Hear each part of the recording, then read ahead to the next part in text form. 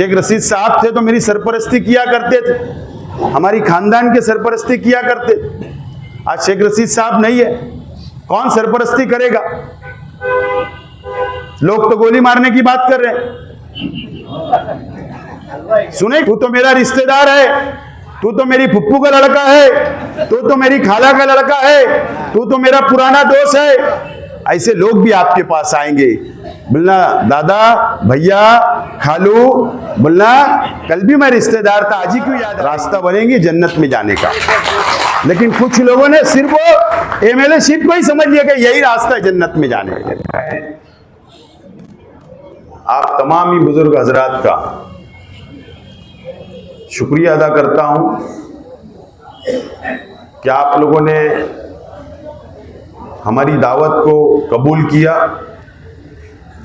और अपना वक्त निकाल कर आप लोग यहाँ पर आए। मैं आप लोगों का बहुत बहुत शुक्रिया अदा करता हूँ।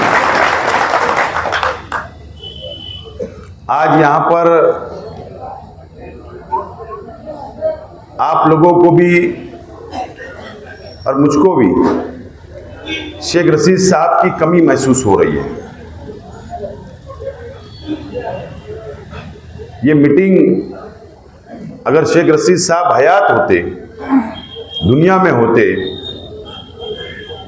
तो ये मीटिंग मैं नहीं शेख रशीद साहब लिया करते, आपके सामने मौजूद होते। लेकिन शेख रशीद साहब दुनिया से चले गए और आप लोग 1996 से लेकर और उससे पहले भी कई लोग, पहले के भी 84 से लेकर 96 और 96 से लेकर अभी तक आप लोगों का शेख रशीद साहब का साथ रहा, आपका दोस्ताना रहा। आपके शेख रशीद साहब दोस्त थे, शेख रशीद साहब आपके लीडर थे और हमेशा इलेक्शन हो या ना हो, शेख रशीद साहब ने हमेशा आपको याद किया, आपका ख्याल रखा। और जब मोहल्ले में निकलते थे, गलियों में निकलते थे शेख रशीद साहब अपनी रिक्शा लेकर, तो चौक चौराहे के ऊपर जब आप बैठे रहते थे, होटलों पे, पान दुकान पर, तो शेख रशीद साहब रिक्शा रोककर आप लोगों को हाथ दिया करते थे, सलाम किया करते थे और आपको शेख रशीद साहब अपने करीब बुलाकर आपसे खैर खैरियत पूछते थे और शेख रशीद साहब आपसे एक बीड़ी मांगकर पिया करते थे।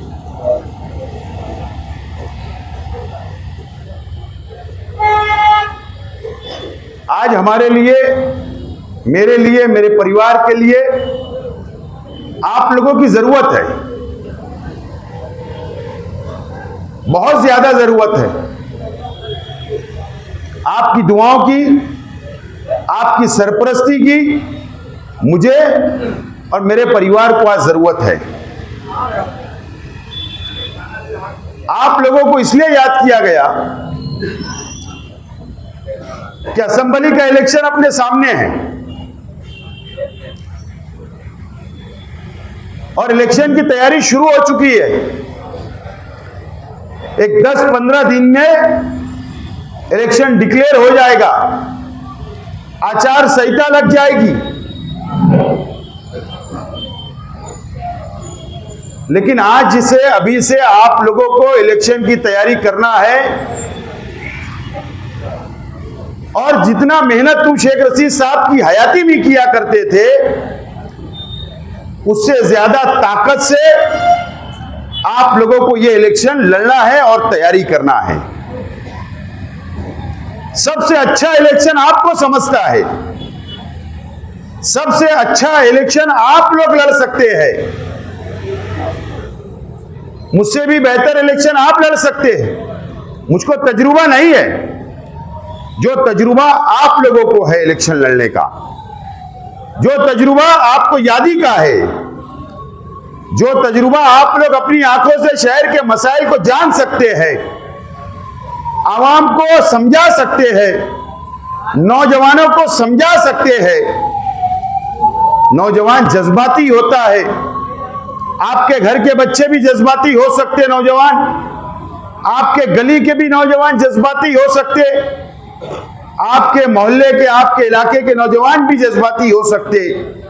तो आपको हमारे नौजवानों को भी समझाना है कि जज्बात में नहीं, जोश से नहीं, होश से काम लेने की जरूरत है। या आप लोगों को यहां से जाने के बाद उन लोगों को समझाना है। आपके अपने घर के अंदर मां बहनों को समझाना है, आपके अपने गली के अंदर मां बहनों को समझाना है, आपके अपने मोहल्ले के अंदर जब आप 4 बुजुर्ग जमा होते हैं तो यहां सब बुजुर्गों तो नहीं आए, जो नहीं आए उनको जाकर आपको समझाना है कि इस मर्तबा शेख आसिफ को अपने को एमएलए क्यों बनाना है, क्या जरूरत है। शेख रशीद साहब ने आपका ख्याल रखा जब तक वो हयात थे। शेख रशीद साहब दुनिया से चले गए, उसके बाद मैं, मेरा परिवार, मेरे चाचा लोग, मेरी खानदान के लोग, हमने ये फैसला किया है कि शेख रशीद साहब जिस तरीके से आपका ख्याल रखा करते थे, हम लोग भी इंशाअल्लाह आप लोगों का ख्याल रखेंगे। और हमने आप लोगों का ख्याल रखा है और इंशाअल्लाह आगे भी आप लोगों का ख्याल हम लोग सुख और दुख के अंदर रखेंगे। आप लोगों को फिक्र करने की जरूरत नहीं है, आपको बिल्कुल फिक्र करने की जरूरत नहीं है। लेकिन ये शहर के लिए, ये शहर की बका के लिए, ये शहर को तरक्की की तरफ ले जाने के लिए, ये शहर के अंदर फिरका परस्त ताकतें जो हावी हो रही है, नंगा नाच कर रही है, और आज के एमएलए साहब मुकम्मल तौर पर नाकाम हो गए हैं और वो फिरका परस्त पार्टियों के साथ मिल चुके हैं अंदर से, और ये शहर को खुला छोड़ दिया है और फिरका परस्त ताकतें अब ये शहर के ऊपर हावी हो रही है। यह आप लोगों को शहर में जाके समझाना है और आपको भी समझ रहा है। आज मुझे नयापुरे से एक फोन आया एक बुजुर्गों का, बोले बेटा मैं तेरे से मिल नहीं सकता, मैं मीटिंग में नहीं आ सकता। मैं तेरे को फोन पर बोल रहा हूं कि हमने बोले निहार अहमद साहब का भी दौर देखा, हमने शेख रशीद साहब का भी दौर देखा, हमने और भी लीडरान का दौर देखा, लेकिन ये 5 साल का जो दौर हम देख रहे हैं, ये सबसे खराब दौर है। ये 5 साल का दौर हमने हमारी आंखों से देखा। ये शहर के अंदर कोई विकास, कोई डेवलप नहीं हुआ, कोई तामीर व तरक्की नहीं हुई, कोई मसाइल पे असेंबली के अंदर आवाज नहीं उठाई गई। और उन्होंने अपने तजुर्बे की बुनियाद पर यह बोला कि मैं मेरी आंखों से 2 साल से देख रहा हूं कि पहली मर्तबा ऐसा हो रहा है कि बोले जो गढ़ की यात्रा जाती है, जो हिंदू भाई लेकर जाते हैं, उससे बोले पहले से जा रही है, कई 100 सालों से पहले से, लेकिन कभी ऐसा नहीं हुआ। लेकिन ये 2 सालों से फिरका परस्त ताकतें गलत सलत नारा लगाकर गढ़ की यात्रा को ले जा रहे हैं। गढ़ की यात्रा के लोगों का इस्तेमाल हो रहा है। गढ़ की यात्रा के लोग पहले भी ऐसे नहीं थे, आज भी ऐसे नहीं है, लेकिन उसका इस्तेमाल इस इलाके के कुछ फिरका परस्त लोग कर रहे हैं और वो नंगा नाच करते जाते हैं, गलत सलत नारे लगाते हैं। बोले इस तरीके का राज हमने कभी नहीं देखा, जो इस तरीके से हमारे गांव में घुसकर फिरका परस्त हमको चैलेंज देकर जा रहे हैं। इसकी नाकामी, अगर ये इसके न कोई जिम्मेदार है तो नाकाम एमएलए बोले जिम्मेदार है। ये मैसेज बोले बुजुर्गों को दे देना, मैं आज आपको दे रहा हूं। और अगर हमने ये इलेक्शन के अंदर एमएलए नहीं बदला, आप लोगों ने एमएलए नहीं बदला, शहर के अवाम ने नहीं बदला, तो फिरका परस्त ताकतें हमको आज आगरा रोड पर चैलेंज की, कल आपके मोहल्ले के अंदर आकर चैलेंज करेंगे, आपके मोहल्ले के अंदर से रथ को लेकर जाएंगे, हम लोग मुंह देखते रह जाएंगे। आज मुल्क के अंदर, रियासत के अंदर हालात दिन ब दिन खराब होते जा रहे हैं। मुसलमानों को मां लिंचिंग के नाम पर मारा जा रहा है, मुसलमानों को परेशान किया जा रहा है, मुसलमानों की मसाजिद के ऊपर कब्जे किए जा रहे हैं, वक्फ बोर्ड की जमीन के ऊपर आने वाले दिनों में कब्जा कर लिया जाएगा।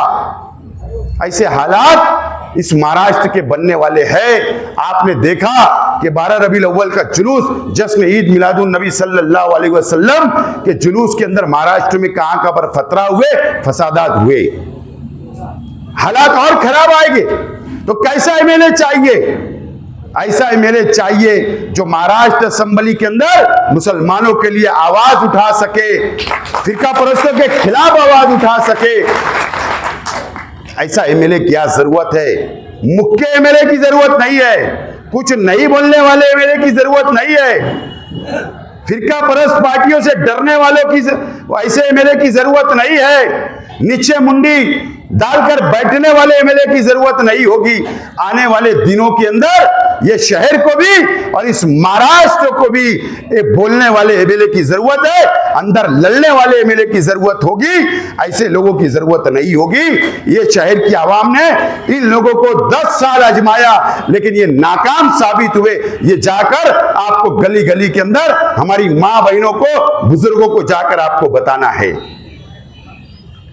है कि कैसे एमएलए की जरूरत है। यही अपील करने के लिए आज मैंने आपको बुलाया। आपको फिक्र करने की जरूरत नहीं है। मुझे मालूम है, आज आप देखिए कि आप कई बुजुर्ग बैठे, 65 साल का आपका वजीफा चालू है, सरकार की तरफ से वजीफा मिलता संजय निराधार योजना से।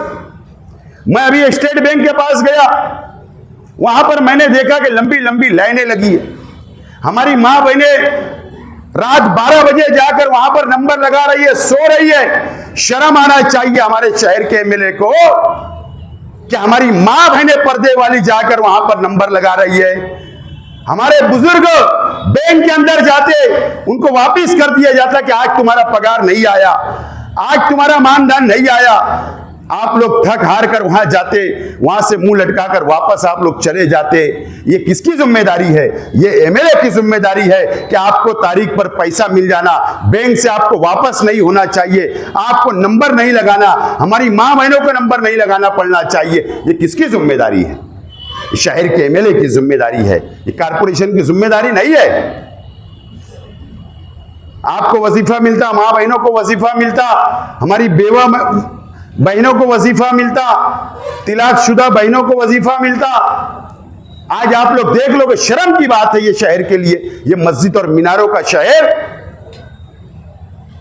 और क्या हो रहा है कि रात 12 बजे मां बहनें खाना खाकर बच्चों को ले जाकर नंबर लगाकर वहां पर सो रही है इस बारिश के मौसम।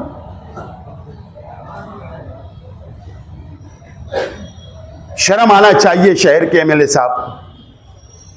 आप लोग ने देखा कि कई बैंक के अंदर आपको वापिस करते थे। आप लोगों ने देखा संजय निराधार के अंदर कई लोगों का पगार बंद हो गया, कई लोगों के प्रकरण रद्द कर दिए गए। किसकी जिम्मेदारी है? कौन चेयरमैन है? एमएलए जिम्मेदार है। एमएलए पहले चेयरमैन रहा करता था, मैं एमएलए था तो मैं भी मीटिंग लेता था।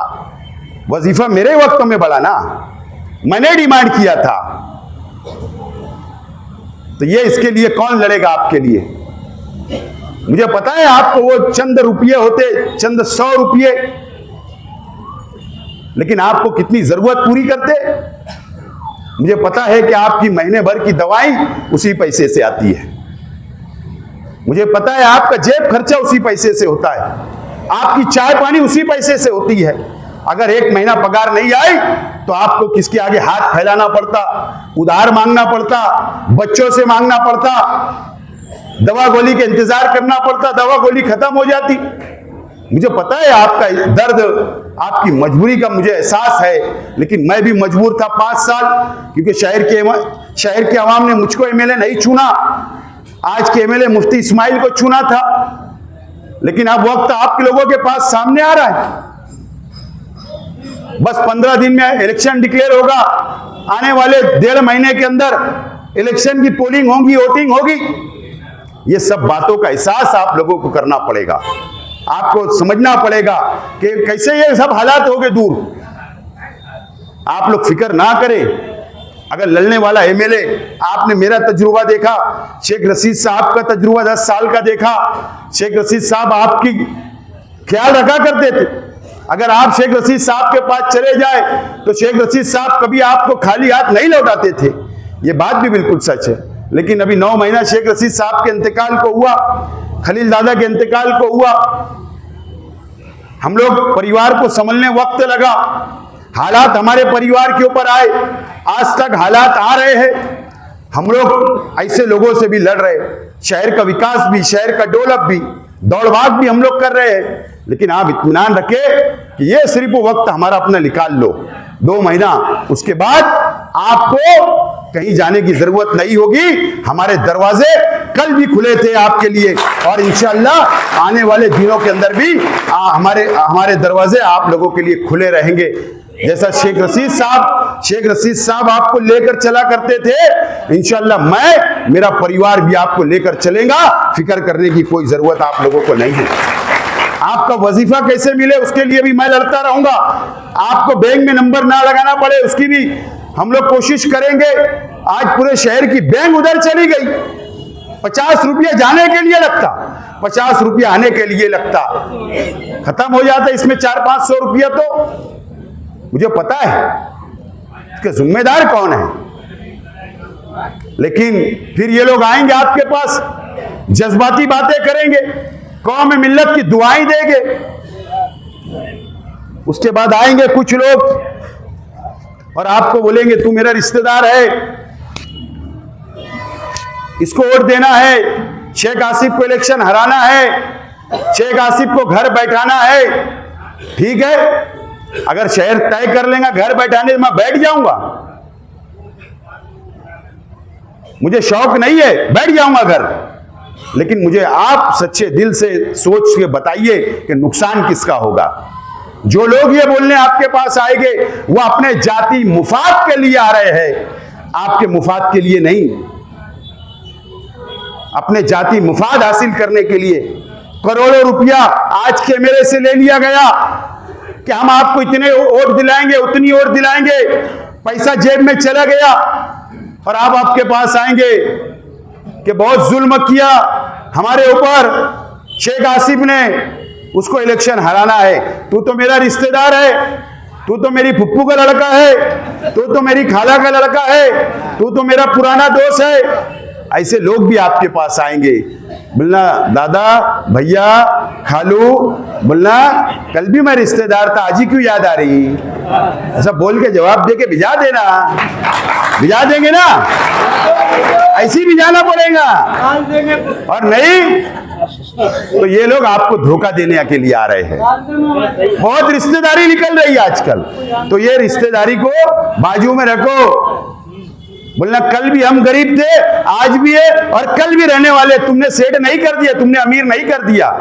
बोलना एक हमारा दोस्त था, एक साथी था जो हमको लेकर चला, दुनिया से चला गया, उसके बच्चे ने बोलना वादा कर लिया आप किसकी जरूरत नहीं है, बोल देना जाता, बोल देना उसकी खानदान ने वादा कर दी। कोई फिक्र करने की आप लोगों को कोई जरूरत नहीं है। इस तरीके का मैं आपको यकीन दिलाता हूं, आप मेरी बात को मजबूती से पकड़ ले और आपके लिए दरवाजे खुले रहेंगे।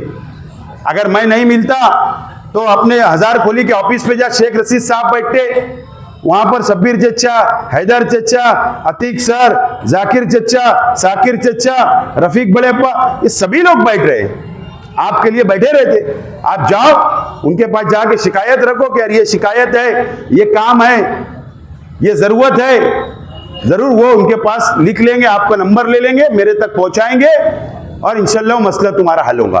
कोई फिक्र करने की जरूरत आपको नहीं है, कहीं भटकने की जरूरत आप लोगों को नहीं है। लेकिन ये इलेक्शन आपको समझना है, बहुत ताकत से इलेक्शन हमको लड़ना है, बहुत ताकत से, बहुत समझदारी से, बहुत चालाकी से हमको ये इलेक्शन लड़ना है। गली गली के अंदर जाकर फैल जाओ, जाकर बुजुर्गों से बात करो, नौजवानों को समझाओ कि ये इलेक्शन की क्या अहमियत है। और नहीं तो क्या होगा, अगर मैं इलेक्शन हार गया तो मैं घर जाकर बैठ जाऊंगा, नुकसान किसका होगा? ये शहर का होगा, ये शहर के गरीबों का होगा, शहर के मजदूरों का होगा। अमीर लोगों का नुकसान होने वाला नहीं है। नुकसान किसका होगा? तो गरीबों का होगा, आप लोगों का होगा, इस शहर की आवाम का होगा। ये बात आप लोगों को समझना है मेरे बुजुर्गों, और आपको मेरी सरपरस्ती करना है, आपको दुआएं से नवाजना है। शेख रशीद साहब थे तो मेरी सरपरस्ती किया करते थे, हमारी खानदान के सरपरस्ती किया करते। आज शेख रशीद साहब नहीं है, कौन सरपरस्ती करेगा? लोग तो गोली मारने की बात कर रहे हैं, सुने क्या आप लोगों ने?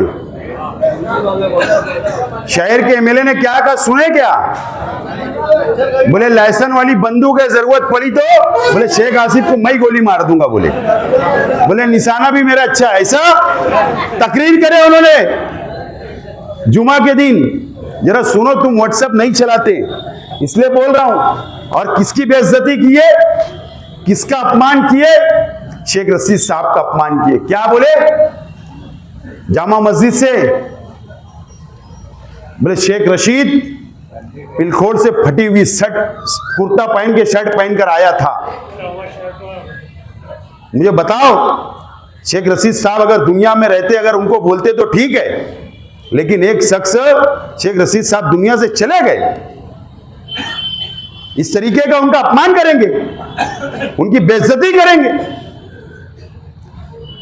तो ये आप लोगों को समझना है, आप लोगों को समझना है कि इस तरीके की सियासत इस शहर के अंदर हो रही है, जातियात पे सियासत हो रही है। ये तमाम ही चीजें तुमको समझना है। जा जाकर बोलो गली के अंदर, जा जाकर बताओ शेख रशीद साहब के चाहने वालों को, जा जाकर बताओ आप शेख रशीद साहब के दोस्तों को कि इस तरीके की बातें सिर्फ एक कुर्सी हासिल करने के लिए की जा रही है, कुर्सी हासिल करने के लिए। यह समझ लिया गया कि कुर्सी हासिल कर लो तो यही जन्नत का रास्ता, ऐसा लोगों ने समझ लिया है। लेकिन मैं मानता नहीं हूं, मेरा ईमान ऐसा नहीं है। मेरा ईमान बहुत मजबूत है कि मैं अच्छे अमाल करूंगा, नेकी करूंगा, नमाज रोजा करूंगा, अच्छा बर्ताव करूंगा, गरीबों को साथ लेकर चलूंगा। वही नेकी मेरे जन्नत का रास्ता बनेगी, जन्नत में जाने का। लेकिन कुछ लोगों ने सिर्फ एमएलए शिप को ही समझ लिया कि यही रास्ता है जन्नत में जाने का, लेकिन ऐसा नहीं है। तो आपको ये तमाम ही चीजें समझना है कि शेख रशीद साहब का ऐसा अपमान, बेइज्जती की जा रही है, गोली मारने की भाषा की जा रही है। मैंने तो कहा कि भाई आइए, मैं बैठा हूं, गोली मार दो, कहां आना है बोलो। तो ये बातें आपको समझना है। आपके पास मोबाइल नहीं होता, आपके पास व्हाट्सएप नहीं होता, मोबाइल के ऊपर आता नहीं वीडियो, लेकिन आपके अपने बच्चों से पूछो कि यार ऐसा वीडियो आया क्या। आपके घर के अंदर पूछिए जो मोबाइल चलाते बड़े वाला, तो आपको बताएंगे हाँ ऐसी बात चल रही है, ऐसा वीडियो आया है, ऐसा बोला गया, वो बताएंगे आपको। तो आप ये मत समझो कि यार हम कमजोर है, हम बुजुर्ग हो गए, हमारी उम्र हो गई, हम चल नहीं सकते, हम ज्यादा दौड़ नहीं सकते। ज्यादा मत करो, दिन भर में 25 लोगों को मिलो, ज्यादा मत करो। पहले एक गली करो, फिर दूसरी गली करो, तीसरी गली करो, रोज 25-25 लोगों को मिलकर हमारे लिए वोट मांगो और ये सब बातें बताओ। बस तुमने इतना काम कर लिया तो इंशाअल्लाह आपकी मेहनत अल्लाह ताला भी सुनेगा, अल्लाह ताला आपकी दुआएं भी सुनेंगे और इंशाअल्लाह हमको कामयाबी मिलेगी। इसीलिए आज आपको बुलाया था मैं। तो आप लोग तैयार है? बिल्कुल तरीके से सब तैयार है, लड़ेंगे हिम्मत और ताकत से। बहुत बहुत शुक्रिया। 4 तारीख को नौजवानों का 4 तारीख को जुम्मे के दिन, ये आने वाले जुम्मे के दिन 4 तारीख को नौजवानों का एक मेड़ावा है, एक इजलास है। लेकिन हमने ये फैसला किया कि तुम लोगों भी वो आइए और बाजू में आप लोगों के लिए भी इंतजाम रहेगा कुर्सी का, क्योंकि वहां मुझे बहुत बातें करना है आप लोगों से भी। नौजवानों का अलग सामने रहेंगे और बाजू में साइड में आप लोगों का इंतजाम रहेगा। 4 तारीख को अंसार जमात खाना गिरौंड मैदान में टेंशन चौक की तरफ से रास्ता रहेगा, वहां भी आपको आना है। आप लोग यहां पर आए, मेरी बातों को सुना, हमारे जिम्मेदारों की बातों को सुना। आपका बहुत बहुत शुक्रिया इस उम्मीद के साथ कि इंशाअल्लाह आप लोग मेहनत करेंगे, जद्दोजहद करेंगे और दुआएं करेंगे और कामयाब करेंगे। शुक्रिया, अल्लाह हाफिज।